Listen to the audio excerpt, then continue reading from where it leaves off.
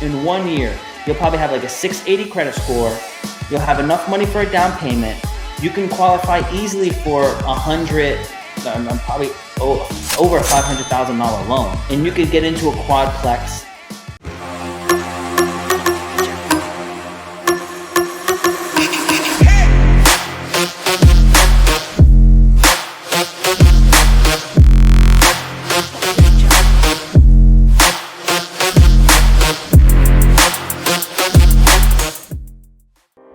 For a down payment, would you recommend saving that $1,200 and say getting the 10%, or would you rather get the property?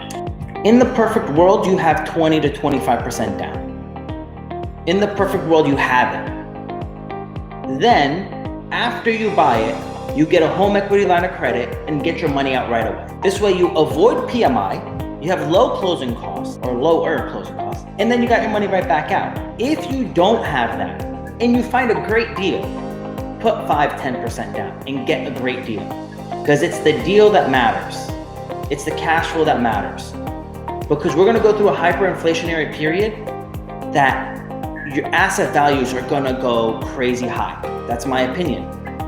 So you're not riding the wave of, oh, I made $400 a month from rent. That's not what it's about. What it's about is that if asset prices average a 7% appreciation over a 10-year period, that means you've gained $35,000 a year on that house, on that fourplex.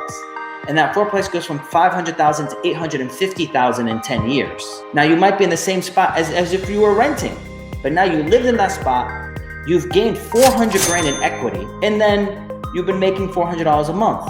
As asset prices go up, rents are gonna go up, and that $400 a month is gonna end up being $1,400 or $2,400 a month for that fourplex in profit. You're gonna do a refi, you remove your PMI, blah, blah, blah, blah, blah. And then at that point, you're gonna probably get a cash out refi, pull some more cash out, and use that money to buy another deal. So that's why I said the snowball starts after your first deal, because you're building the asset, you're building the wealth in that deal, and you pull it back out and you put it into another deal. You make it bigger. The goal is to own a ton of assets. And if you use low interest rate debt for those assets that are bringing you in cash flow that cover those expenses, that's why I don't buy raw land, because it doesn't bring you any money to cover the expenses, you're constantly growing. Worst case scenario, you guys make $150 a year. If the tenants don't pay, you out of your own pocket can pay that money. That should never be your goal, to take money out of your pocket to pay for the cover of the property. But it is nice to have the ability and the comfort to know, hey, worst case scenario, I could cover this. That is the idea. Now, I can tell you how to diet, and I can tell you how to exercise, but I can't make you go to the gym, and I can't make you put down those sweets. So if you're constantly spending money and giving yourself something nice, by a new lease or this or that, my advice to you is buy a used quality car, preferably for cash, and then remove that debt, because then you have so much more availability for your payments on the house. So basically I'm getting a company truck. They're offering this new program, and my wife's lease, it's a Mercedes, but it's only $250 a month. Would you recommend buying a car cash, like you said, for about $8,000, or if we could find another lease for like $200 a month? $200 a month is $50,000. Oh, I see how you're looking at it. Right? So what I'm saying is, I'm not saying don't get it after you buy the house. Sure. Buy the house, and then the rule is always this: you buy the asset first, then you can get other stuff. Okay. So, and if you were a business owner, I would say buy your business, then buy your home, then buy your cars and everything else you want to buy. So there's steps. So what I'm saying is, you can get another lease later. What I would say is buy the property first, then do it. And now you have the ability and the flexibility. The other thing you need to look into is, why is your credit low and what you need to do to change it. You might need to get more credit cards to have more positive things being said about you by paying them on time. So you might not have enough. You might have gotten just one credit card and screwed up on that one. So you don't have a lot of options to show that you're good, credible. So you need more credit cards, and you're paying them on time, and it's gonna give you more credibility. That's what the bank said when we actually, a little over 2 years ago for these cars was, like, you have bad credit, they said you should have a lack of credit. So that means you need to each get 3 credit cards and pay them off every single month. And then you'll have 3 different credit cards saying good things about you every single month. Because each of those credit cards is like a person that is your reference. And every month that you pay them off and pay them on time, it's saying good things about you. Currently, you don't have anybody saying anything good about you, if you think about it. So you need someone to say something good about you. You do those things in 1 year, you'll probably have like a 680 credit score. You'll have enough money for a down payment.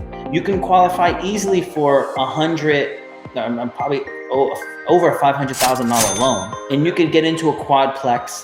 And again, is the market going to dip in the next 2 years? I think there's going to be a dip and then a huge bounce back, higher than where we are now. So you could, worry about it in the middle, but the areas that I like buying, the really quality areas where I'm at, when that seller sells and he's owned that property for 30 years, the next time that property comes around, it's gonna be years later. So like in 2008, there was a bunch of properties that were sold for really what I thought was super expensive. Those properties didn't come up for sale until now. It wasn't like, later they're gonna come up for sale and I can buy them cheaper than what it was. No, the people who bought them had strong hands and they were able to hold off until the next boom. So if it's a super high quality property, the dip isn't gonna make it available all of a sudden unless it was a unique scenario where it was a weak hand that bought it. So that's my advice for you. So really, if I'm summing up what you're saying, the cash cow is the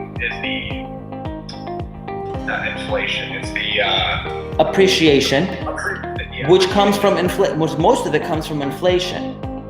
But on top of that, if you're buying in a great area, it's the appreciation of the area. But a lion's share of the money, the value of properties going up is inflation. When you get a loan, you are shorting the dollar. And how you automatically win is because the federal government said they cause inflation. So if you get a loan backed by an asset, inflation is going to cause the asset to go up. In inflation itself, because the dollar is being devalued, you're shorting the dollar. You win. You win twice on that one move. So it's really, when you really kind of like analyze it and you think about what's happening, it's an amazing position to be in as long as you cash flow. Quality properties in quality areas with quality tenants, you're at the winning formula.